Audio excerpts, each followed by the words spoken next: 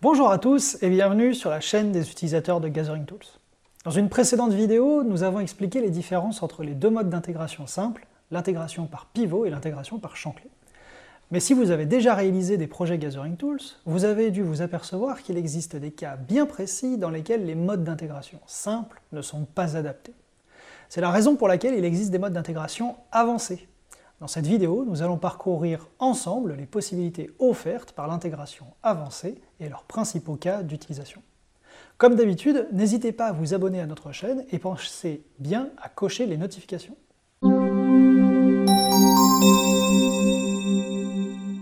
L'utilisation la plus courante de l'intégration avancée consiste à utiliser une vue intermédiaire d'intégration. Le principe est le suivant. Entre le compartiment du questionnaire et la table dans laquelle les données seront intégrées, nous allons intercaler une vue. Cette vue va nous permettre de réaliser différents types de traitements. Le premier traitement que permet cette vue intermédiaire, c'est la transformation de données. Commençons par un cas très simple. Imaginons que nous devions intégrer nos données dans une table dont les champs portent des noms différents de ceux du questionnaire. La vue intermédiaire peut nous permettre très facilement de réaliser cela. Ce questionnaire sert à collecter les prévisions de trésorerie de mes filiales. Le champ qui comporte le nom de la filiale se nomme Subsidiary. Mais je dois intégrer mes données dans une table dans laquelle le nom des filiales est contenu dans un champ nommé Local Entity.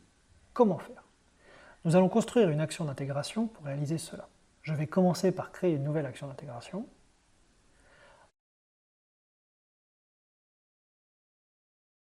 En face du compartiment qui contient les données de mon tableau, je sélectionne la table TD-IN Rolling Forecast. En comparant les noms des champs, je constate effectivement que le champ Subsidiary n'existe pas dans la table et que le champ Local Entity n'existe pas dans le compartiment. Voici comment nous allons résoudre ce problème. Dans un premier temps, nous allons stocker les données dans une table intermédiaire. Cette table contiendra tous les champs du compartiment. Ensuite, nous allons créer une vue intermédiaire qui transformera le nom du champ.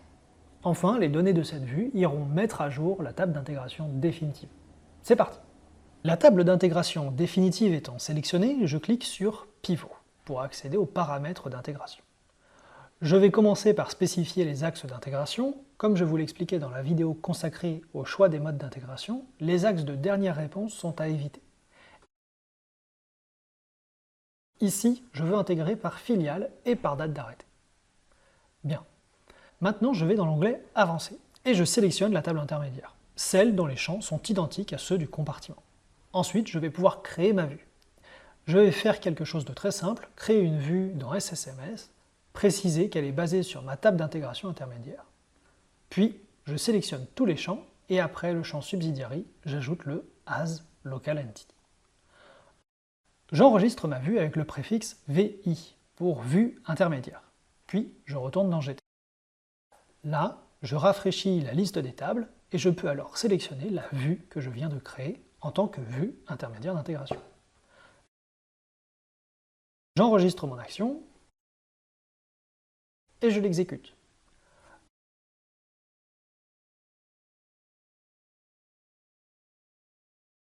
Une fois l'exécution terminée, je réouvre l'action pour aller vérifier les données. Je clique sur la loupe et je peux constater que le champ Local Entity est correctement alimenté. Une vue intermédiaire est également très utile pour effectuer des calculs. Dans mon projet de trésorerie, chaque filiale saisit dans sa devise locale. Or, la table d'intégration doit comporter, pour chaque indicateur, à la fois la valeur en devise locale, mais également la valeur convertie dans la devise de consolidation. Ici, l'euro. Je pourrais effectuer ce calcul dans le questionnaire, mais dans la pratique, les taux de change évoluent en permanence, et il est préférable d'utiliser la base de données comme source de référence pour cette information. Si je regarde la table dans laquelle je dois intégrer mes données, je peux constater qu'elle comporte deux champs pour les indicateurs convertis en euros, Actual EUR et Forecast EUR. Pour alimenter ces champs, il me suffit de les créer dans ma vue intermédiaire. Je vais donc éditer ma vue. Je commence par lui ajouter la table qui contient les cours de devises. On voit que cette table ne contient que deux champs, Currency et Rate.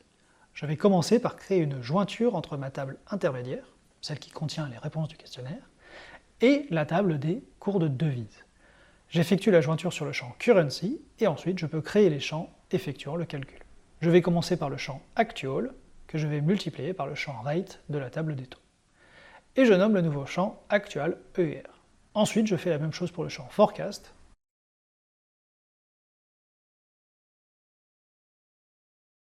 j'enregistre ma vue, je réexécute l'action d'intégration,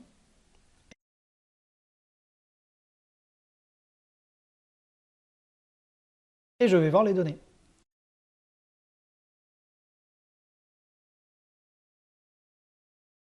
Voilà, je peux constater que désormais, lorsqu'une valeur existe pour un indicateur en devise locale, le champ correspondant à la valeur convertie en euros est également alimenté dans la base. Le fait de pouvoir ajouter une jointure dans la vue intermédiaire procure également un autre bénéfice, celui de pouvoir utiliser l'intégration par pivot même quand le questionnaire ne contient pas tous les champs de la table d'intégration. Dans notre vidéo précédente, nous avions montré que si votre table d'intégration contient des champs qui n'existent pas dans le questionnaire, vous ne pouvez pas utiliser l'intégration par pivot. Pourquoi? Parce que lors d'une mise à jour, l'intégration par pivot commence par supprimer les enregistrements avant de les remplacer. Et lorsque les enregistrements sont recréés, seuls les champs présents dans le questionnaire seront alimentés. La solution la plus simple pour éviter ce problème consiste à utiliser l'intégration par champ-clé, qui se contente de mettre à jour les champs sans jamais supprimer d'enregistrement. Le problème, c'est que l'intégration par champ-clé est plus lente que l'intégration par pivot. Une bonne solution consiste donc à utiliser une vue. Elle permettra de réaliser une jointure pour obtenir les données qui n'existent pas dans le questionnaire. Et ainsi, nous pourrons conserver l'intégration par pivot. Enfin, une vue intermédiaire peut être très utile pour créer des restrictions lors de l'intégration. Reprenons notre questionnaire de trésorerie. Sur le second onglet se trouve un motif permettant au répondant de lister les dérivés, c'est-à-dire les contrats du mois qui comportent un risque de change. Mais parfois, certaines filiales n'auront pas signé de contrat de ce type. Nous devrons donc autoriser les lignes vides dans notre motif, sans quoi les filiales ne pourraient pas transmettre leurs réponses. Le problème, c'est que la table d'intégration, elle, n'autorise pas les lignes vides, car l'identifiant du contrat est une clé primaire. Dans ces conditions, l'intégration des réponses qui ne contiennent pas de contrat provoquera donc une erreur.